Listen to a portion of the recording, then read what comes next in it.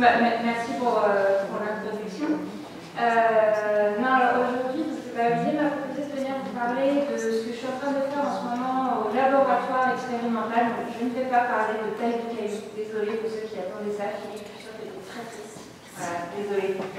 Mais je vais plutôt vous parler donc, de ce qui se passe au labo. Donc, si vous avez écouté Jean-Jacques hier, vous en avez eu un petit aperçu, mais là, je vais développer un petit peu plus. Et donc, j'avais mis développement expérimental pour tracer le transport et le dépôt des sédiments. Et donc là, c'est une photo un peu vieille en fait, qui date de ma thèse. Donc, 10 ans après, j'ai quand même une idée un peu fixe. Où on voit une chaîne de montagnes, et puis là, vous avez une jolie rivière en tresse, des terrasses, des cônes, etc. Et ça, moi, c'est vraiment le genre de système qui m'intéresse.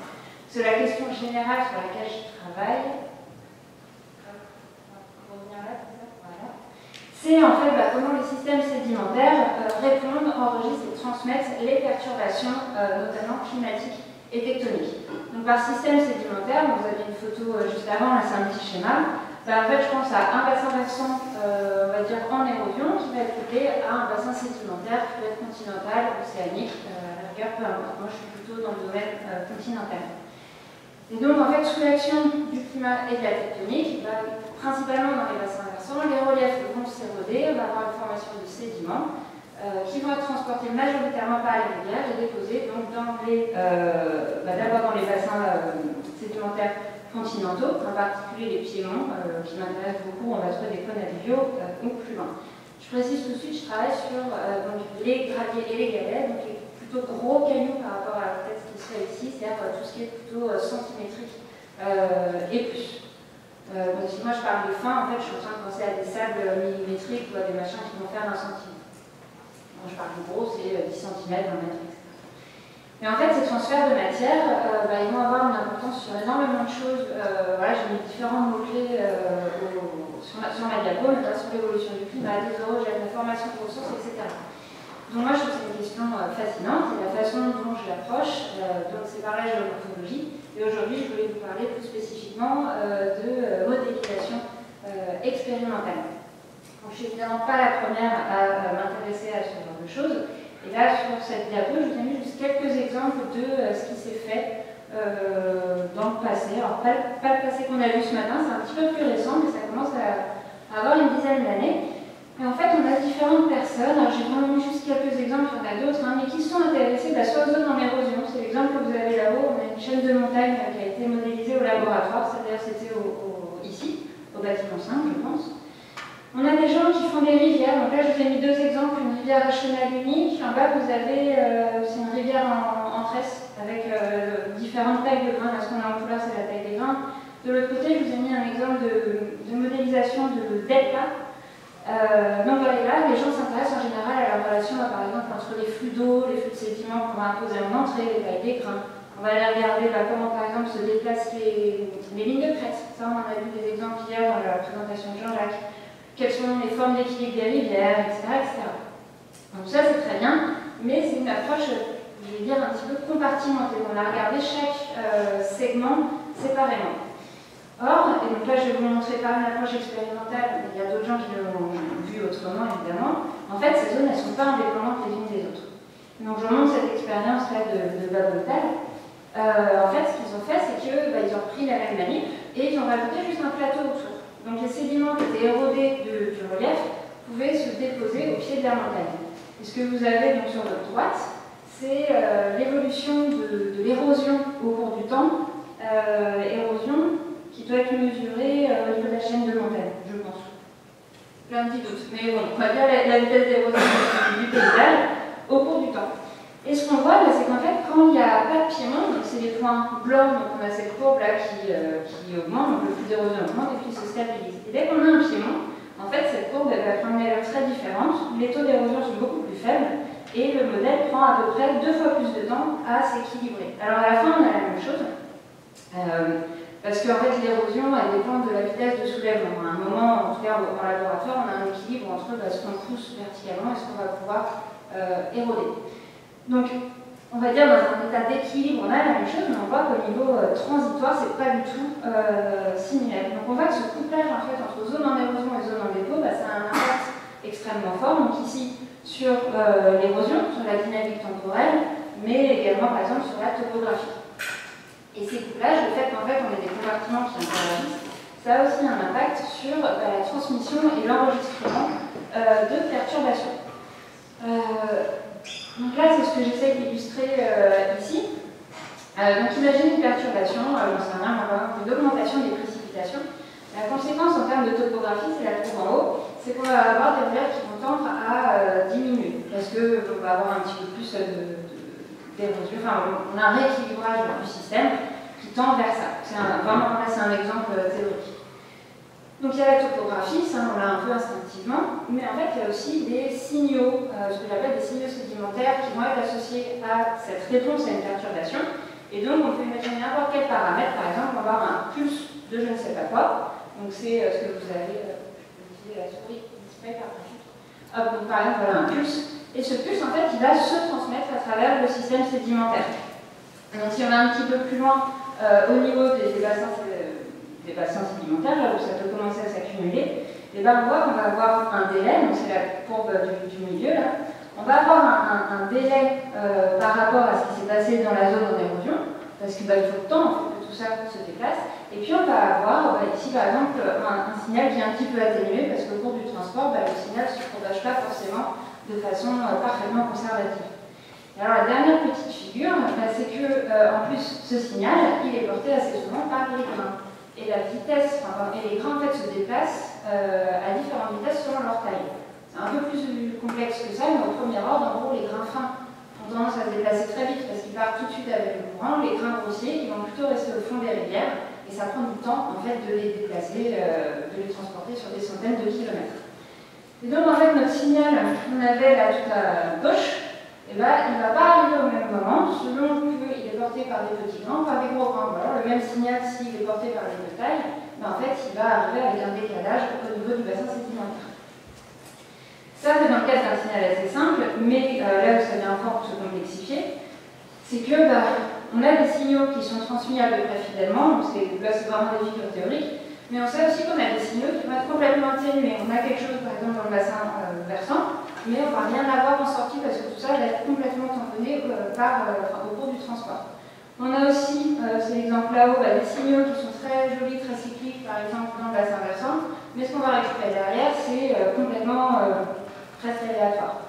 Et puis on a aussi, des fois, il ne se passe pas grand-chose en termes de forçage climatique et tectonique, mais on va quand même récupérer des choses qui font des oscillations ou autres. Tout ça pour vous dire que, en fait, le transfert et l'enregistrement des perturbations principalement climatique et tectonique par les sédiments, en fait, ça reste une thématique assez riche et assez vaste à explorer. Principalement, si je dois faire très court, parce que donc les couplages, j'ai mis un acronyme, c'est source to sink, donc en fait les couplages à l'échelle du système sédimentaire entier sont encore assez mal compris, en tout cas assez mal formalisés. Et puis, le transfert de sédiments multitailles, en fait, reste un problème. On a du mal, alors il y a clairement des progrès dans les années récentes, mais on a encore du mal en fait, à décrire la dynamique de transport multitaille de grains, encore plus à l'échelle entière d'un paysage.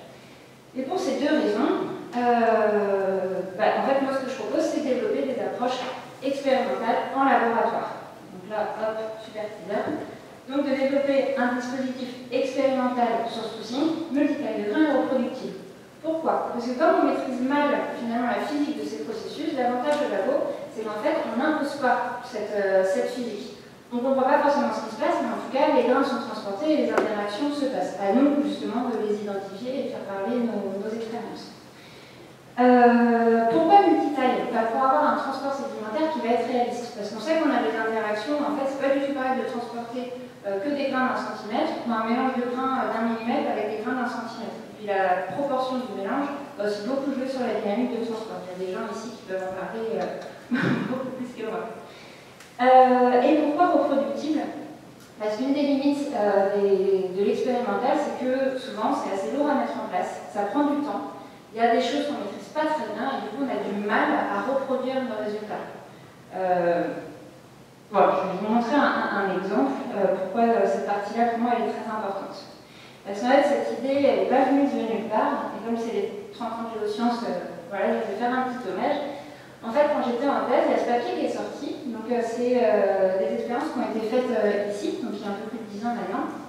Et ce que vous voyez, en fait, c'est qu'on a en haut un bassin versant en érosion, avec un point de couplage et une grande zone où venait se former un cône alluvial. Et en fait, donc là, j'ai utilisé une distribution de taille de grain unique, mais en fait, on n'a jamais quelque chose de parfaitement unique. On a une distribution autour d'une valeur. Et dans ces expériences, ils se sont amusés à faire varier, là l'exemple que je mets, c'est le taux d'uplift, donc dans le bassin versant. Et en fait, je vous ai mis quelques... Là, au milieu, en fait, c'est une coupe à travers le cône à la fin de la manip. En fait, ce qu'ils observent, c'est quand on augmente le taux de soulèvement dans le bassin versant, au niveau du cône, ils ont vu, pour faire simple, un changement dans la stratigraphie. On a des bancs qui sont devenus plus épais. Et ils ont aussi vu des changements dans la taille des grains. Et donc, ils ont fait différentes expériences en changeant les taux d'uplift, on monte, on descend, on change les précipitations. Et ils ont fait des sortes de diagnostics, en fait, pour caractériser l'enregistrement d'une perturbation climatique ou tectonique par un cône alluvial. Et donc, c'est ce que vous avez là. En gros, si on a, par exemple, une augmentation des taux de survection, on va avoir une augmentation du taux de sédimentation, une augmentation transitoire de la taille des grains, une augmentation des vents, etc., de l'épaisseur des vents, etc. Donc moi, ce papier, je l'avais trouvé absolument fabuleux. Mais le souci, c'est qu'en fait, il y a 4 expériences, une par scénario, parce que ces expériences sont très longues, c'était 50 à 60 heures, et elles sont très peu reproductibles, parce qu'en fait, le drainage, c'est quelque chose qu'on ne maîtrise pas. Et on a des effets un petit peu aléatoires, des effets de préparation, etc., qui fait que c'est très dur de recommencer ces expériences et d'aller valider ce qu'on observe. Et donc, voilà ce que je propose de développer à Géosciences Rennes. Donc, ça ressemble un petit peu à ce que vous venez de voir pour les raisons que j'ai expliquées. Mais la grosse différence, c'est qu'au lieu d'avoir un bassin versant qui s'érode, moi, ce que je propose, en fait, c'est de se concentrer uniquement sur la partie transfert et dépôt. Et donc là, mon bassin versant, l'idée, c'est d'utiliser une géométrie qui va être fixe, c'est imposé, donc j'impose un réseau de drainage, et je vais avoir différents points sources d'alimentation de ma zone de transfert. Donc, c'est plus une zone d'érosion, c'est juste une zone de transfert, où je vais pouvoir injecter un mélange de sédiments, de l'eau, et puis regarder comment tout ça va venir s'enregistrer au niveau du cône alluvial, qui se formera donc à la sortie de mon bassin versant. Donc vous avez un schéma sur le côté. En fait, je vous montre des schémas parce que pour l'instant, ma manip elle est dans un gros carton au bâtiment 5, et on va la monter dans 10 jours à peu près avec Jean-Jacques. Donc pour l'instant, c'est pour ça que je vous montre que un peu de concept et de ce que je vais essayer de faire, parce que c'est vraiment en train de développer en ce moment. Pourquoi aussi elle est encore en carton? C'est que l'idée, ça fait donc 2-3 ans que je suis là, et en fait, ça prend du temps de passer du schéma là à la vraie manip. Et en particulier avec Jean-Jacques, on a pas mal travaillé depuis 1 an et demi, pour mettre au point tout ce dispositif. Et donc je voulais vous montrer un petit peu le genre de développement qu'on a dû faire pour que cette manip puisse voir le jour. Alors le premier point, alors là on en a parlé hier, mais bon voilà, c'est au niveau de la zone source. Donc je vous ai dit, la géométrie va être imposée. Et pour faire ça, en fait, ce que je vais utiliser, c'est des topographies numériques, enfin c'est des topographies numériques imprimées en 3D. Et ça, en fait, à ma connaissance, c'est pas particulièrement fait. Mais il y a quand même une petite contrainte technique, c'est pour des questions de mise à l'échelle. Là, je vous ai mis en fait un prototype qui fait donc 15 cm à peu près. Mais ma manip définitive, ou pseudo, en tout cas la première étape, on est plutôt sur un bassin versant qui fera à peu près 1 mètre, 0,80 cm.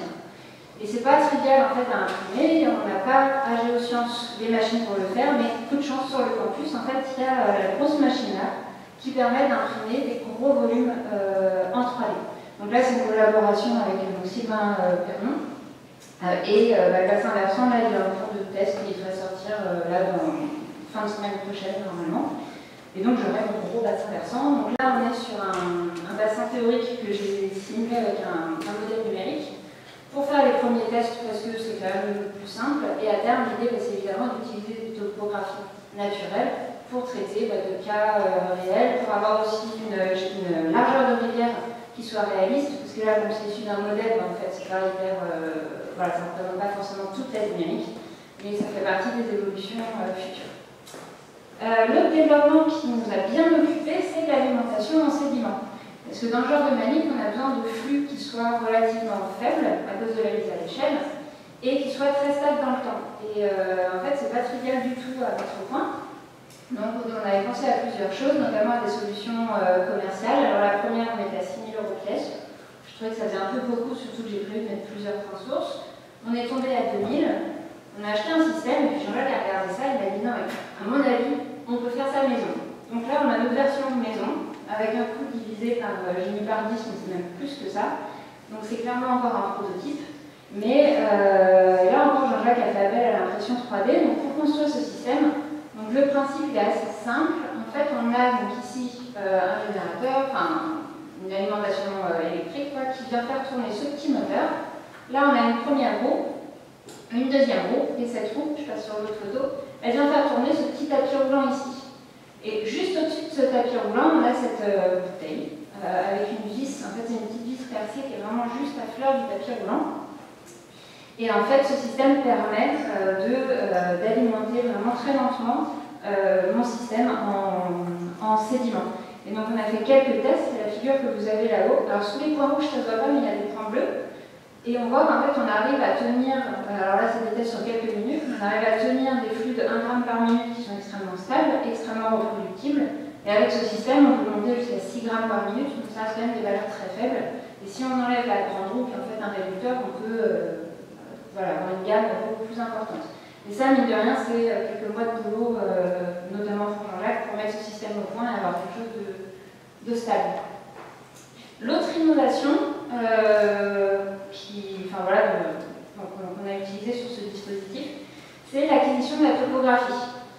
Historiquement, on a beaucoup utilisé la photogrammétrie, donc des systèmes d'appareils photo placés au-dessus de l'expérience. On prend plusieurs photos, on répète ça dans le temps pour avoir un suivi temporel. Ensuite, on balance ça dans un logiciel, on attend souvent quelques heures, et là, on récupère des séries temporelles de nuages de points. Ça marche pas trop mal, mais ça prend vachement longtemps. On n'a pas beaucoup de contrôle en temps réel, puisqu'il faut avoir fait tourner le logiciel pour savoir si on a fait une bonne acquisition de notre topographie. Et le souci au labo, c'est qu'on ne peut pas mettre énormément d'appareils photo au-dessus de nos expériences. Et en fait, on a souvent un bruit un peu moutonné. On a des surfaces qui sont un petit peu, comme des moutons. Ce qui ne nous arrange pas quand on cherche des signaux assez faibles. Et là, en l'occurrence, je voudrais suivre la topographie dans mes petits cheveux. Donc clairement, la photogrammétrie n'était pas idéale. Et donc, on a fait l'acquisition de ce scanner là, que vous voyez en photo, qui est un petit scanner de labo, c'est grand, comme ça. Là. Et en fait, on passe ça à la main, et puis on le balade au-dessus de notre surface.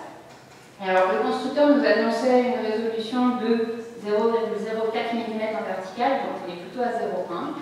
Mais ça reste largement au-dessus de ce qu'on avait en photogrammétrie. Et comme mon expérience n'existe pas, j'ai piqué des images à Benjamin Guillaume de ces manips de subduction sur lesquelles on a fait un test en fait comparatif entre nos deux méthodes. Donc ce que vous voyez, vous avez le schéma en haut à droite, en fait c'est deux plaques de silicone dans une expérience de subduction. Et donc à gauche vous avez la topo en scanner, à droite en photogrammétrie. Alors les trous sur le scanner, c'est parce qu'on a besoin de mettre des petits marqueurs pour que le scanner se retrouve. Donc sur ces petits marqueurs, sous ces marqueurs, pardon, on perd l'information topographique. Donc ça, c'est un petit point négatif, mais si on compare les deux photos, je pense que ça se voit bien quand même qu'on a une qualité largement supérieure avec notre scanner. Donc on perd un petit peu d'informations, mais là où on en a, on est vraiment bien meilleur. Et en fait, les petites taches rouges, par exemple, que vous voyez, c'est des vrais petits reliefs, vous les voyez à l'œil, qui font moins d'1 millimètre de hauteur. Enfin voilà, c'est vraiment des toutes petites bulles qu'on arrive à avoir au scanner, ce qu'on pouvait absolument pas avoir en photogrammétrie. Donc là encore, pour cette expérience de suivi de grains de sable, finalement, on a cherché une solution technique, ça nous a pris ça aussi un petit peu de temps, mais on est hyper content de l'acquisition de ce matériel qui permet en fait d'aller beaucoup plus loin dans la finesse de ce qu'on arrive à suivre au laboratoire. Voilà, donc quand même tout ça, pourquoi je le fais? Pour comprendre la réponse des systèmes sédimentaires à des perturbations. Donc là, j'ai mis juste un exemple. L'idée, c'est par exemple de regarder comment les sédiments réagissent au niveau du transport et comment ils viennent se déposer ou se faire éroder, remobiliser au niveau du cône par exemple, si on simule une perturbation tectonique. Alors pour moi, c'est quoi une perturbation tectonique? C'est une augmentation du flux de sédiments, et puis c'est aussi un changement de la taille des grains. Et ça, en fait, c'est assez novateur, parce qu'à ma connaissance, ça n'a jamais été fait de faire varier les deux en même temps. Souvent, on fait que l'eau et les flux d'eau, flux de sédiments, mais en fait, il y a aussi la taille des grains dans les problématiques de transport. L'idée de ces manifs, c'est vraiment d'avoir le contrôle sur ces trois variables. Et donc d'aller regarder quel est l'état du système, quel est l'état d'équilibre du système après une perturbation, quel est l'état transitoire, comment les signaux vont être modulés, qu'est-ce qu'on récupère au niveau du cône par rapport à ce qu'on avait imposé dans le bassin versant.